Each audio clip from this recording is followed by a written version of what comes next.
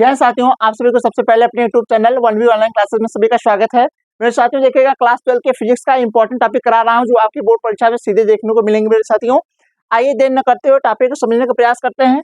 आपसे पूछेगा de Broglie समीकरण के सूत्र का निगमन कीजिए या डी ब्रोगली समीकरण के तरंगदैर्घ्य के सूत्र का निगमन कीजिए। बहुत इंपॉर्टेंट है, कई बार पूछा गया। आइए इसको समझने का प्रयास करते हैं।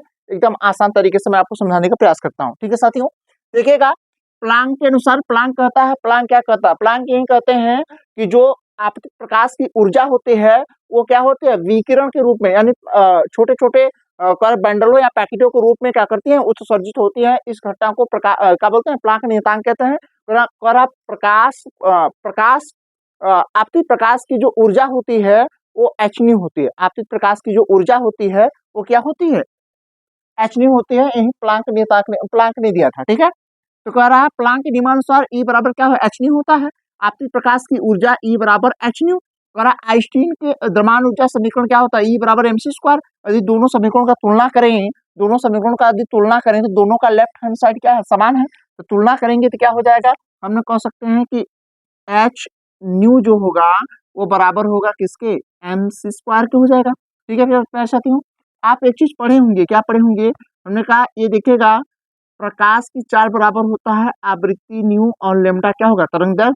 यदि हम न्यू निकालें तो न्यू का मान निकालें तो यहाँ देखिएगा सी अपान क्या हो जाएगा, सी अपान हो जाएगा लेमडा। तो यहाँ देखिएगा एच इंटू न्यू का मान सी अपान क्या होगा, लेमडा बराबर एम सी स्क्वायर हो जाएगा।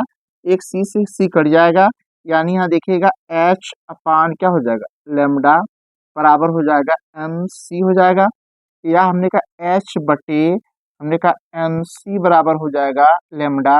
या इसे कह सकते हैं भाई, या हम कह सकते हैं क्या कि लेमडा बराबर एच अपान क्या होगा, एम सी हो जाएगा। ठीक है साथियों, इतनी बात स्पष्ट हुआ। याद रखिएगा जो संवेग होता है ये द्रव्यमान गुणे वेग, तो वेग इसमें प्रकाश की चाल है। ठीक है, इसमें वेग क्या है, इसमें प्रकाश की वेग, इसमें प्रकाश की चाल है। जब इसमें प्रकाश की चाल रखेंगे तो लेमडा बराबर हो जाएगा कितना, उनका लेमडा बराबर होगा एच अपान क्या होगा, पी होता है। एच अपान क्या होगा, उनका एच अपान ए पी होगा। यही समीकरण होगा। आगे देखिएगा मेरे साथ, इतनी बात स्पष्ट हुआ। अब देखिए आगे इसको समझने का प्रयास करेंगे थोड़ा सा। इतनी बात स्पष्ट हुआ क्या, इस समीकरण को मैं ऐसे लिख सकता हूँ, हमने कहा इसको लेमडा बराबर, यानी लेमडा बराबर क्या है, हमने कहा लेमडा बराबर एच अपान क्या है, पी। या हम लेमडा समानुपाती होगा 1 अपान किसके, पी के। तो देखिएगा ये क्या होगा, इस प्रकार से देखिए समीकरण प्राप्त हुआ ऐसे। ठीक है, अब यहाँ कुछ पॉइंट है जो आपको याद रखनी पड़े। पहला पॉइंट क्या है, द्वि ब्रोगली समीकरण का तरंगदैर्घ्य। हम क्वेश्चन डी ब्रोगली कह सकता है, de Broglie, D de Broglie, de Broglie का तरंगदैर्घ्य,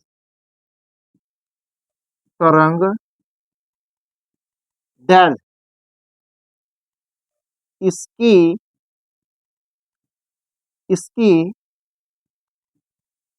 संवेग, संवेग की क्रमानुपाती समानुपाती होता है। ठीक है साथियों, दूसरा पॉइंट कह रहा है, देखिएगा अब यहाँ देखिए यदि संवेग का मान हम बढ़ाएं तो इसमें क्या होगा, लेमडा का मान, तरंगदैर्घ्य का मान घट जाएगा। तो लिखेंगे यदि संवेग का मान बढ़ाने पर, यहाँ लिखेंगे संवेग का, संवेग का, संवेग का मान बढ़ाने पर, बढ़ाने पर तरंग दैर्ध्य का मान घट जाता है। ठीक है मेरे साथियों, इतनी बात स्पष्ट हुआ। अब आपको सबको पता होगा जहां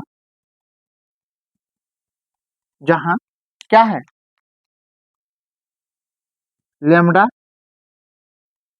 आपतित आपतित प्रकाश का आपतित प्रकाश का तरंग दैर्ध्य है, तरंग दैर्ध्य। और यच क्या है? यच आपका प्लांक नियतांक है साथियों, प्लांक नियतांक है। इसकी वैल्यू आपको पता है, प्लांक नियतांक की जो वैल्यू होती है 6.6 into 10 power -34 joule into second, joule into second. उसके बाद पी क्या है? ठीक, बी जो है कि पी आपका है संवेग।